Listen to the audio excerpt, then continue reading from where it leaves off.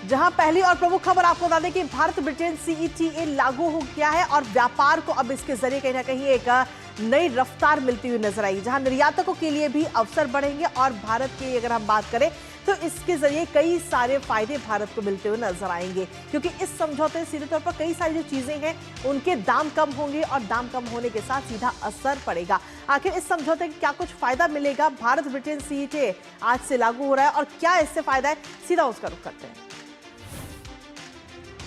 जहां आपको बता दें कि 99% एक्सपोर्ट ड्यूटी अब कहीं ना कहीं इसके जरिए फ्री हो जाएगी। कारोबार की राह इस समझौते के जरिए बेहद ही आसान और खास तौर पर किसानों के लिए एक नया बाजार, जिसमें एमएसएमई को वैश्विक मौका मिलता हुआ नजर आएगा। अंतर्राष्ट्रीय स्तर पर उनको मौका मिलेगा। स्टार्टअप्स जो हैं हमारे देश में, उनको एक नई उड़ान मिलेगी। महिलाओं की अगर हम बात करें तो महिलाएं उद्यमियों को भी सीधे तौर पर बढ़ावा इस समझौते के जरिए मिलता हुआ नजर आएगा। रोजगार को बढ़ावा मिलेगा, रोजगार के नए रास्ते खुलेंगे, नए अवसर आएंगे जिससे युवा उसमें शामिल होंगे और साथ ही ग्रीन एनर्जी की जिक्र अगर हम करें तो उसमें भी निवेश के रास्ते खुलेंगे और निवेश के रास्ते पर निवेश बढ़ता हुआ इसके जरिए भी नजर आएगा। यूके भारत व्यापार जो है वो मजबूत होगा और इसके साथ ही आर्थिक रिश्तों को नई रफ्तार मिलती हुई नजर आएगी। तो इस समझौते से सिर्फ एक देश नहीं बल्कि दोनों देशों को सीधे तौर पर फायदा इसके जरिए मिलता हुआ नजर आएगा। इसके साथ ही भारत यूके एफटीए की अगर हम बात करें कि आखिर किस सेक्टर को किस तरीके से और कितना फायदा मिल रहा है वो भी आपको बता देते हैं। इसमें एफटीए से पहले और एफटीए के बाद प्रोसेस्ड फूड की अगर हम बात करें तो जो 70% लगता था वो अब 0 हो जाएगा। वेजिटेबल ऑयल जो पहले 20% था वो भी 0 हो जाएगा। ट्रांसपोर्ट और ऑटो की अगर हम बात करें तो वो भी इस सेक्टर में भी 18% पहले लगता था और अब वो भी 0 हो जाएगा। लेदर और फुटवियर की अगर हम बात करें तो इस पर 16% लगता था जो अब 0 हो जाएगा। इलेक्ट्रिकल मशीनरी हुई वो भी 14 से 0। ग्लास, सिरेमिक और हेजर के जो सामान होते हैं वो भी 12% पहले लगता था और वो भी अब 0 हो जाएंगे। टेक्सटाइल और क्लोथिंग की अगर हम बात करें जो कपड़ा सेक्टर है उसमें 12% लगता था, अब वो भी 0 हो जाएगा। तो सीधे तौर पे कहा जा सकता है कि वहां से जो सामान आता है वो सस्ता हो जाएगा, आम लोगों को सस्ती चीजें मिलेंगी। लकड़ी और पेपर जिस पर 10% लगता था वो भी 0 हो जाएगा। बेस मेटल की अगर हम बात करें तो उसमें 10% लगता था वो भी 0। मैकेनिकल मशीनरी जिस पर 8% लगता था वो भी 0। मिनरल्स, केमिकल्स 8% लगता था, 0 हो जाएगा। प्लास्टिक और रबर के जो बने हुए सामान है वो भी 6% लगता था पहले, अब वो भी 0।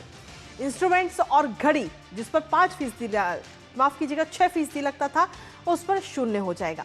रत्न और ज्वेलरी जो अगर हम ज्वेलरी की बात करें, जेम्स की बात करें तो उस पर भी 4% लगता था, लेकिन ये भी अब 0 हो जाएगा। तो ये तमाम वो सेक्टर हैं जिन पर पहले टैक्स लगता था और अब ये 0 होते हुए नजर आएंगे, यानी कि सीधे तौर पर जो दाम है वो कम होंगे। फर्नीचर और खेल के सामान वो भी 0, 4 से सीधा।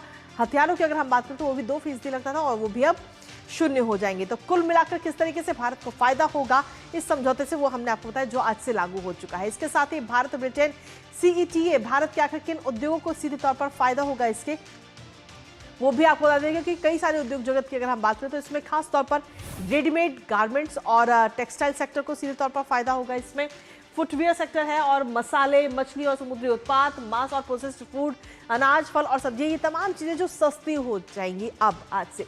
ऑटोमोबाइल और ऑटो पार्ट्स, मशीनरी और इलेक्ट्रॉनिक्स, सिरेमिक और ग्लास, सीमेंट और स्टोन उत्पाद, तो इसमें सीधे तौर पर इस समझौते के जरिए जो पैसा लगता था वो अब परसेंटेज वो अब इससे 0 होती हुई नजर आ रही है। इसके साथ ही रेडीमेड गारमेंट और टेक्सटाइल, मसाले, मछली और समुद्री उत्पाद, ये तमाम चीजें जो है वो सस्ती हो जाएंगी जो वहां से ली जाती है। हमारे साथ हमारे सहयोगी अजय मिश्रा इस वक्त जुड़ गए हैं, सीधा उनका रुख करेंगे ताजा अपडेट के लिए। अजय, सीधे तौर पर अगर इसका जो समझौता हुआ है और जब भी कोई समझौता होता है तो उससे सिर्फ एक नहीं बल्कि दोनों देशों को फायदा होता है, तो भारत को क्या कुछ फायदा है वो तो हमने अपने दर्शकों को दिखाया ही, लेकिन अगर दूसरे देश की बात करें तो उसको किस तरीके से फायदा मिल रहा है इससे?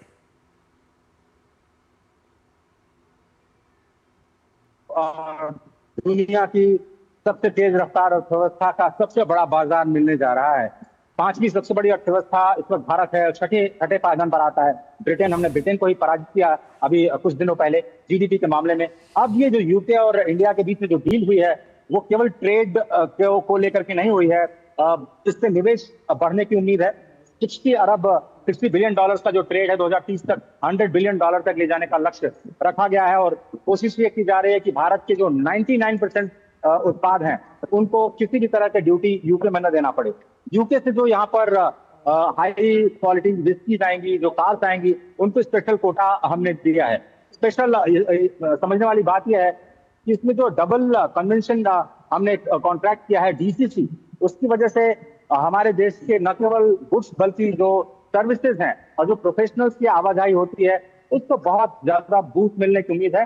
भारत को कम से कम $600 मिलियन का की बचत होने जा रही है हर साल, अगर हम केवल डीसीसी की बात करें तो। एक तरह से ओवरऑल बहुत ही कॉम्प्रिहेंसिव डील है और बहुत ही इंक्लूसिव डील है। सभी का ख्याल रखा गया है। जो संवेदनशील क्षेत्र है, डेयरी हुआ, कृषि क्षेत्र हुआ, एमएसएमई हुआ, महिलाओं को लेकर के सारे के सारे संवेदनशील क्षेत्रों का ख्याल रखा गया है। और भारत को कोशिश की जा रही है कि जो गुड्स है, सर्विसेज है, इन्वेस्टमेंट है और मोबिलिटी, इन चारों ही मोर्चे पर फायदा मिले। और ये विन विन डील दोनों ही देशों के लिए इस वक्त दिखाई दे रही है। कृतिका, चलिए, बहुत बहुत शुक्रिया अजय, तमाम जानकारी और अपडेट्स हमारे साथ साझा करने के लिए, इस महत्वपूर्ण खबर से जुड़ी थी।